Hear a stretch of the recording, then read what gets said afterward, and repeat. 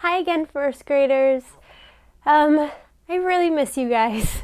As I was preparing this lesson, the last one for this week, I just was thinking about all of you and how much I miss you and how fun it would have been to be able to do this lesson together in class, because you guys have such beautiful brains and you guys think such amazing ideas that I was really looking forward to hearing your answers for today's lesson. But I know we cannot be together because we're doing what we're supposed to do in order to keep everybody healthy and safe. So you know what? I think soon enough, when this is all over, we will have to have a big party to celebrate how strong we were during this time and how brave we were during this time.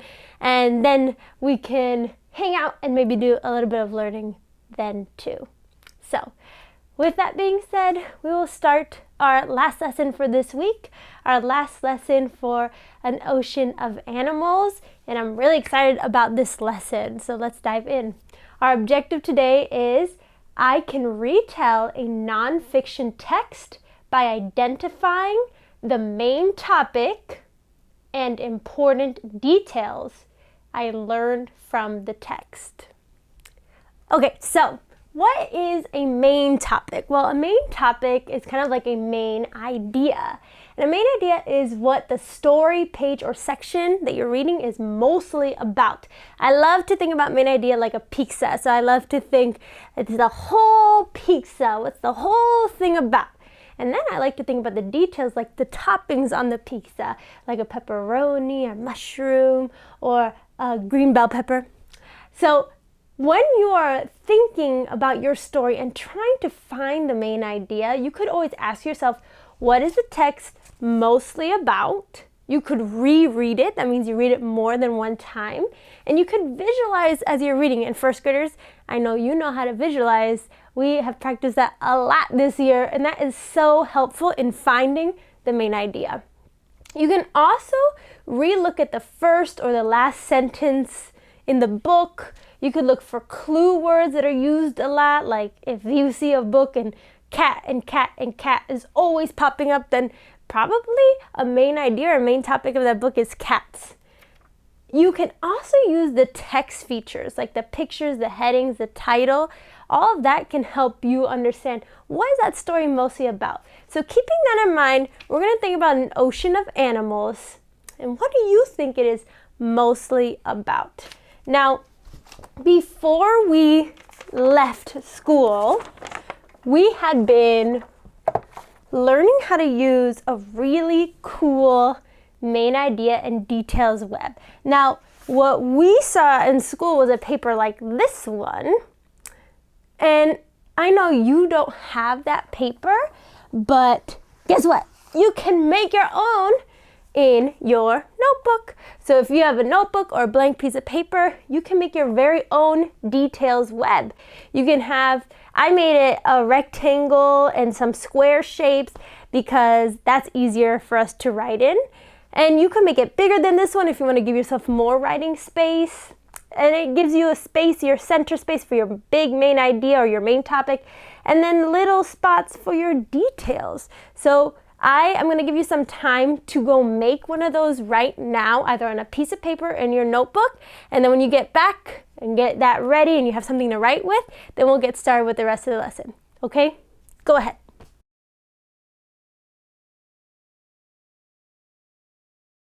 Okay, first graders, so you should have your very own detail web ready to go.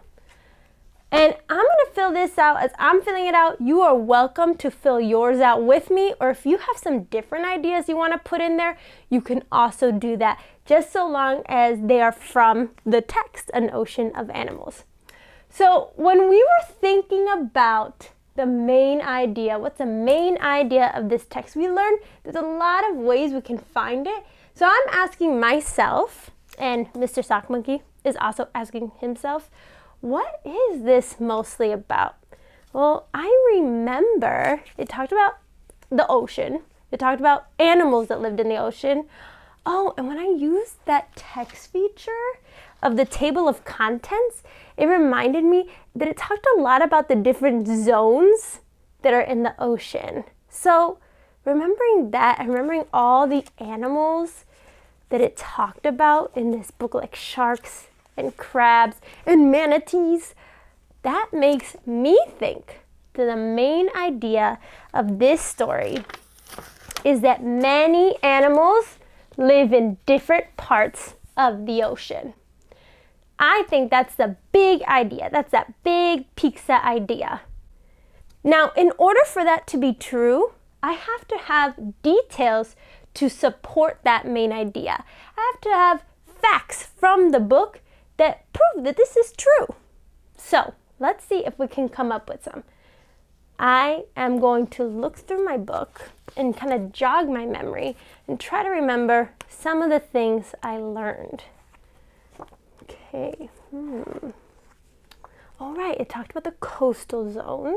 Remember that? And the animals that live there. That is a detail from the book. I could say that crabs and seabirds live in the coastal zone. Oh, and that makes me think also that I'm talking about the coastal zone, but there are many zones in the ocean. I could say that detail. I could say the ocean has 4 different zones: the coastal, sunlight, twilight, and dark zones. That's a really big detail, but it's really helpful in showing that I understand what the book was about. What was that? Excuse me, Mr. Sock Monkey. Are you all right? I'm gonna get to that detail now. This is very impatient. I know. I'm totally getting there. So Mr. Sock Monkey just wants to keep going. He's so excited about these details. And he was saying, don't forget where most of the world's fish live. He reminded me that most of the world's fish live in the sunlight zone. And that, you know what, Mr. Sock Monkey? Mammals live there too. So I remember that from this page here. It talked to me about the sunlight zone. And there was those sentences right in there. Most of the world's fish live in this zone. That's a fact.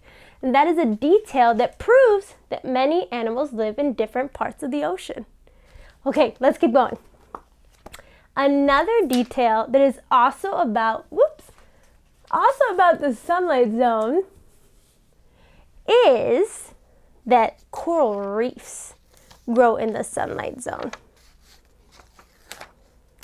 So we also remember from our KWL chart, we had written down how a question was, we wanted to know how many animals lived in the ocean because we had read that millions of animals live on each reef. But we never found an answer to that question.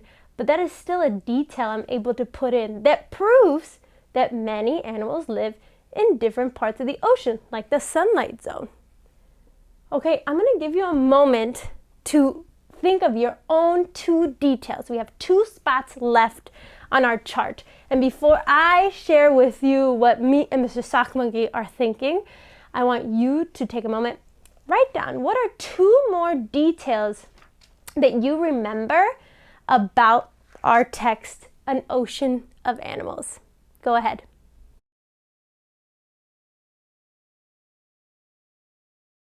Okay, so I hope that you had a chance to write down 2 more details about this main idea, about the fact that many animals live in different parts of the ocean. And remember, the details you write down, they've got to come from the book. So sometimes I've noticed some kids, they are full of amazing ideas and they already know a lot. They have a lot of background knowledge and they'll come and tell me a fact that's true, but it wasn't from the book.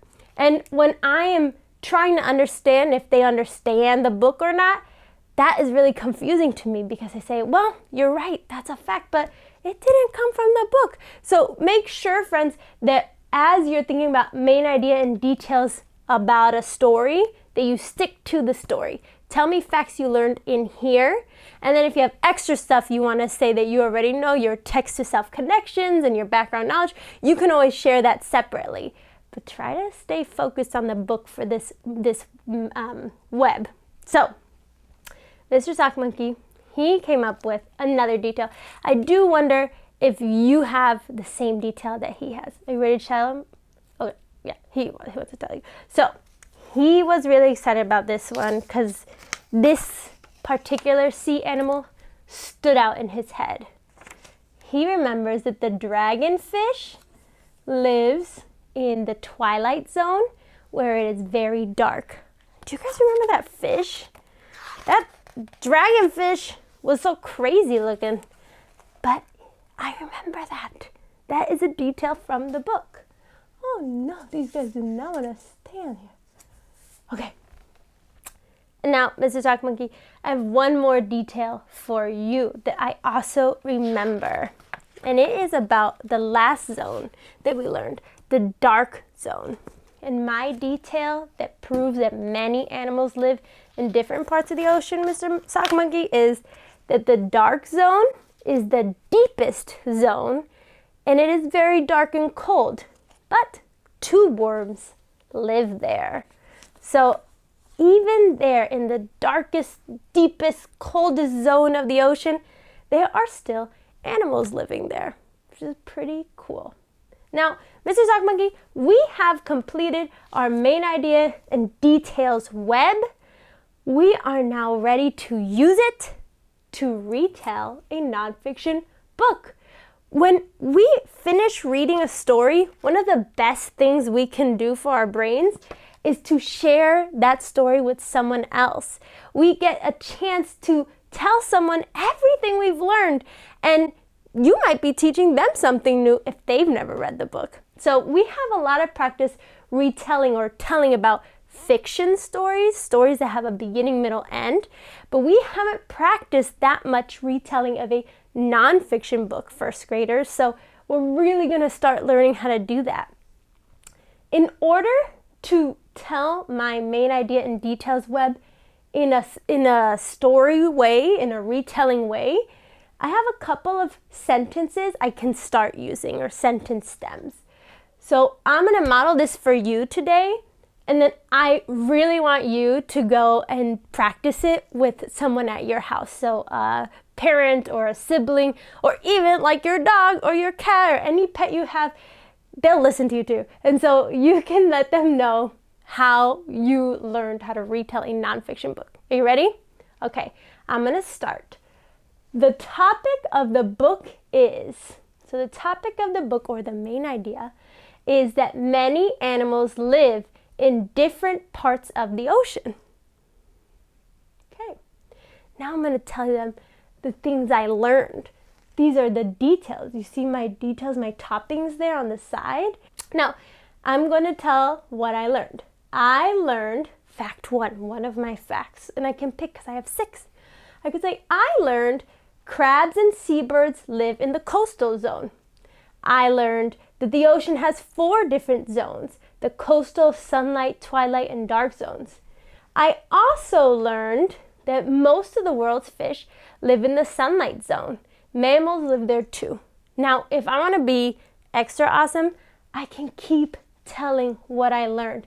But so long as you can tell someone at least 3 facts that you learned from your book, then that's a really great job. That really shows that you were listening or paying attention to your reading and that you understand it. But I always challenge you, first graders, because you guys are smart, to always try and do as many facts as you can. Okay, so I want you guys to remember this. The topic of the book is, I learned, I also learned. Keep that in your mind.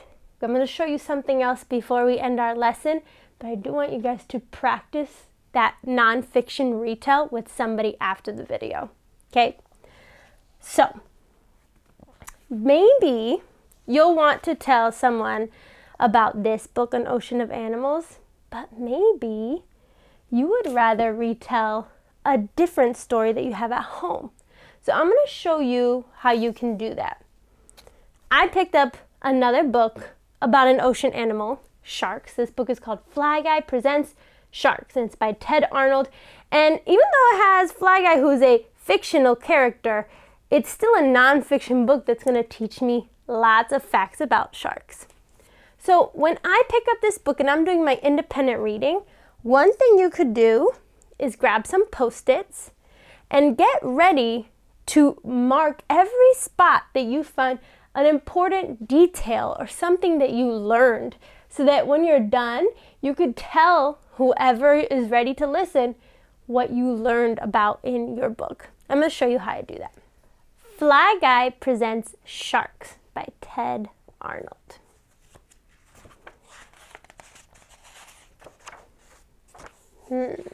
A boy had a pet fly named Fly Guy.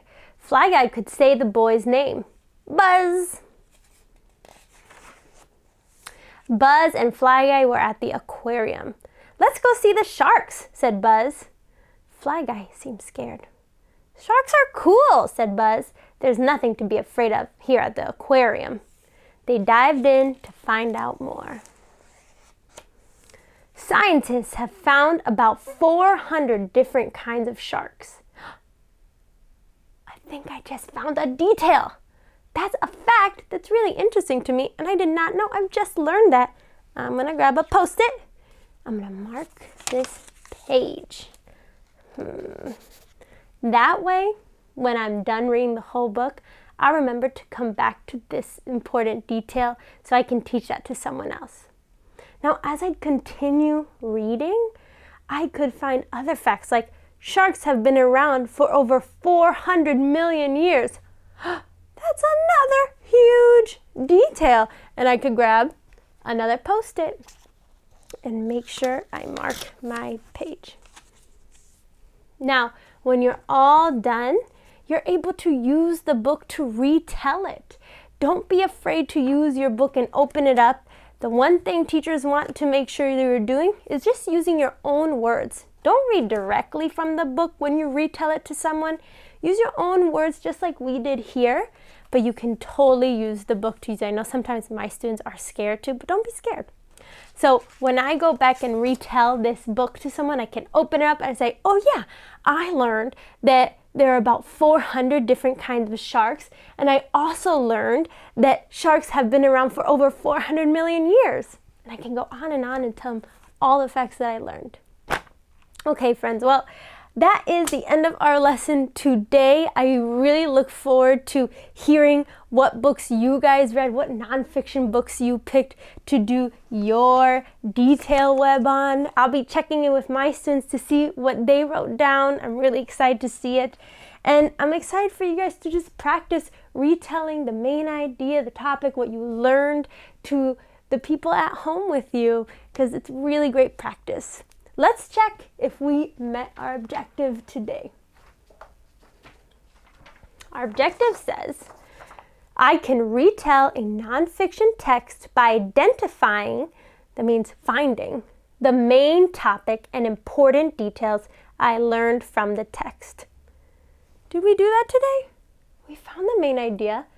We found the details. I think we did it. That was great. Mrs. Sock Monkey, thank you for your help this week.